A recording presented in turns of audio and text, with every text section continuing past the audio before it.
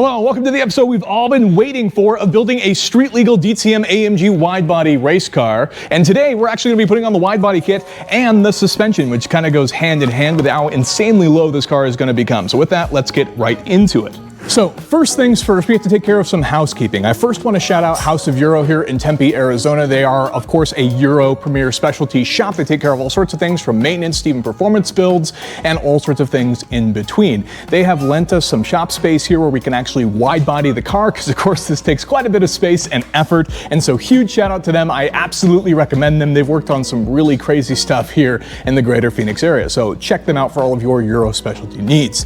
Now, first, I want to spend some time going through the kit itself. As you can see here, we have several boxes of suspension, and here's why. This is a special custom built kit for the car. And what we actually have here on this car is a divorced setup, which means that we have both coils and shocks, but rather than being a singular coil over, we have the shocks separate and then the coils which actually sit next to each other in the control arms, as you'll see in a moment. And so therefore we have two different pieces. But specifically, we went with an adjustable setup using the coils themselves and the shocks both having their independent adjustments, so we can really fine-tune the car, which has to be lowered anywhere from 3 to 4 inches from the factory ride height. As we move on here, of course, we have the body kit itself. There are, I don't know, 17, 20 pieces, 55,000 pieces of body kit parts here that are going to add anywhere from about 2 inches on each side of the car. It's going to be immensely wide, and then from there, of course, is just going to be a lot of finishing. We're going to have to cut the rear fenders, but a lot of this should bolt into place, I say, relatively easily. Nothing's ever that straightforward, so I'm sure we'll have to take a shot every time we have to take a trip to the auto parts store. But with that, that's what you're looking at here. A super cool wide body kit from UMB, awesome custom suspension, and let's get right into it. This car's not going to wide body itself. The other part, to give us a quick rundown, this is Nick, Mr. Kingsley, who you can find on Instagram, that's worked on a variety of insane projects, everything from RWB cars to all sorts of tandem wide bodies and stuff. What is the basic rundown for, I guess, our strategy for tackling this project today? Well, we're going to start with caffeine. Caffeine is, for one, it's a great start, but we got to get the car up in the air, get the wheels off. We got to break the car completely down so the whole front end is coming apart. And then it's going to be starting on the quarter panels because they're fixed and working our way forward and backwards. Get everything lined up first, make the cuts at the very end. We're going to need to pull the door panels on all 4 doors as well. And that's just, we'll explain more when it comes to cutting and welding on the cars and putting rim nuts in and lining up each panel once we get it all apart and actually put the panels on the car. Perfect. So with that, and plus we'll be doing suspension and stuff in the background, he's the main body guy, so we'll kind of leave most of that to him, helping where we can, especially with Disassembly. And then my buddy Jacob and I, who does Hummer stuff, and just Hummer Jacob, we'll be doing main suspension work on the car as we go around it. So it should be pretty straightforward. If there's any fluid or fire, we've gone horribly wrong somewhere. So with that, let's get into it.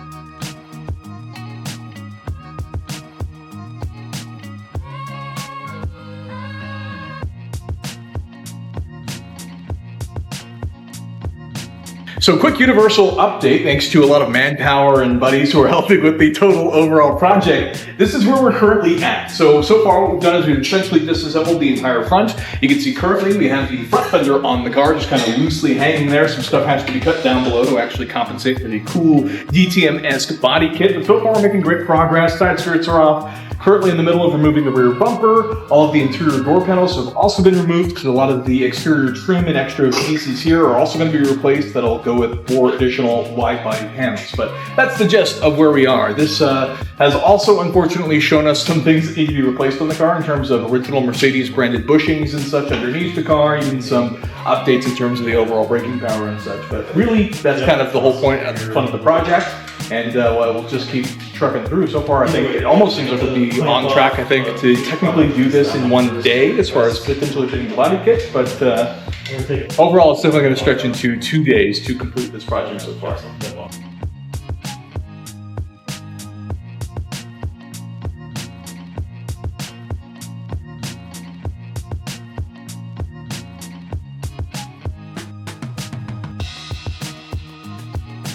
All right, everybody, we've had a very unfortunate casualty.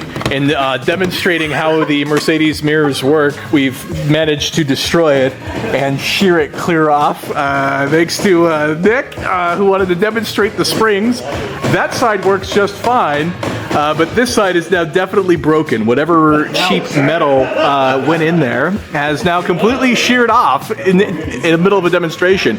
The worst part about this casualty is that the mirrors did not need to be touched as part of this wide body project. So we managed to somehow add cost to Mercedes. With that, let's get back into it. Okay, so Nick is currently hanging out the back of the trunk where we're trying to disconnect some of the parking sensors and other components that actually fit into the back bumper. Which is kind of the downside of this car, as it's still considered a classic, being over 5 years old. Unfortunately, there's still a variety of newer stuff being a futuristic Mercedes. So we're working to disconnect that. We're probably going to remove the exhaust as well, and a lot of that we'll have to figure out how we're going to repurpose that, whether that means actually trying to copy the race car from the exhaust of the bumpers themselves, or what that looks like. But that's the gist of where we are. So that means we're essentially almost done with this car, so we can actually start trying to assemble the rest of the kits and sort of clean it up all and move on to the suspension. You want to start it with...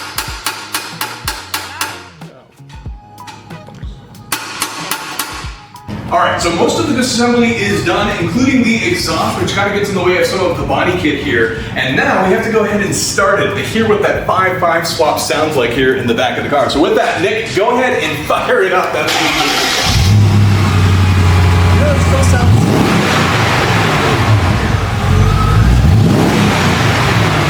not too shabby. It still needs some work, I think, but that's not bad. Yeah, so maybe some supercharger wine could help that. Straight height.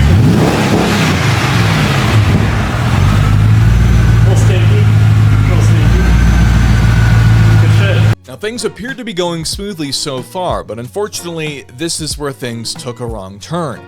As we completed the disassembly of the car, one of the first things we decided we wanted to tackle was the suspension and put in those brand new components so the car would sit correctly. Well, unfortunately, even with the removal of some of the first bolts on things like the tie rod ends, that's where things started to turn south. Immediately things were showing themselves to be worse than we had initially expected, aside from replacing the things we knew we needed to replace. It is a 26-year-old car after all, and unfortunately being a German luxury car, a lot of these parts aren't even available for same-day pickup from a lot of our local auto parts stores, so a lot of that would have to be put back off. Some other things were actually being broken in the process, which meant that we would have to kind of cobble them back together temporarily just to put the suspension back together, and we would push that off to a later date, with then the rest of the weekend being dedicated to the body kit itself. But unfortunately, even the body kit itself took some downturns. We had done a lot of advanced research and planning in preparation for this project, including going and visiting another car which had been completed with the same body kit we are installing, and talking to the owner, he told us what he thought needed to be done to technically fit the kit. And while he did give us some unique insight, and being able to look at the car in person was great, obviously that car being on the ground was limited into what we could actually look at, and we only had a basic idea of what cuts and what things needed to be fitted. As we started diving into it and trying to fit and finish a lot of the pieces on the car, we realized significantly more effort and cuts were going to be needed. Now, unfortunately, this bad news meant that we needed to take a hard reset. We took a pause, and we really needed to rethink both mentally and physically what we were going to end up doing with this car. And the end goal would result in what we were actually going to end up on getting day one. Nonetheless, we pushed through. We wanted to double down and continue with the work, which meant we started with the first cuts of the car. Starting with the front driver's side fender, we removed a lot of extra pieces, which again, because of how far up the wheels actually sit in the car, meant we were going to need more room for the wheel and tire setup as well. So a lot of cuts were going to be needed. We started taping in the main body kit. With any body kit install, one of the things you have to understand is that there's going to be a lot of placing and removing and placing as you stand down and cut things to fix things properly. Things may look a little bit rough in this initial video, but don't worry, we'll be going back and we'll be welding up finishing panels for all of this as we continue throughout the build. But I wanted to give you the insights as to what we were thinking. Mentally, there was a lot on us at the end of the day, as it seemed like nothing was going our way, and so it could be a little bit discouraging, but this is the part where it's important to just mentally take a break and then reassess the situation.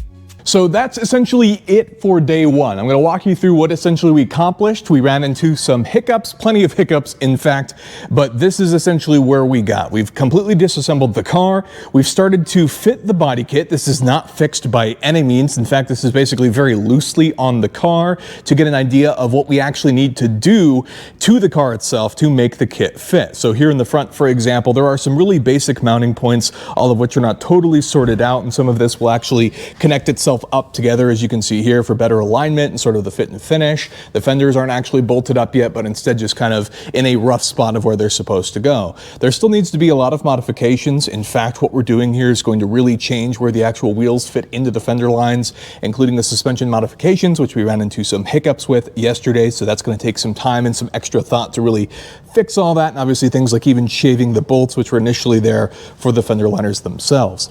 The car is going to require a lot of cutting, more than we had initially planned. We knew that this was going to need to be cut, but some other components in some other places are also going to be cut, and it's essentially made us slow down to sort of methodically look at how we're going to go through this because it's requiring more work than we had initially planned.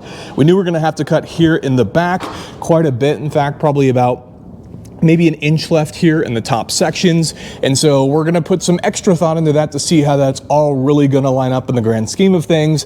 And if anything, I think we'll have to play a little bit on the conservative side, taking away just a little bit and then working our way back as we need and seeing how just the overall fitment actually works for the back to just line it all up correctly. Even here in the rear with the extra vents in the actual bumper, we're going to have to work together to just fit everything onto the car in a way that is both seamless but also very structurally sound, combining both the actual Mercedes mounting points that it had from the factory and then maybe even coming up with our own stuff, either epoxying additional mounts or whatever that looks like to put the car together. So far though, I'm optimistic with the way that everything looks. The kit itself seems to be fitting in pretty nicely, again, without any alignment thus far, just roughly putting everything on there.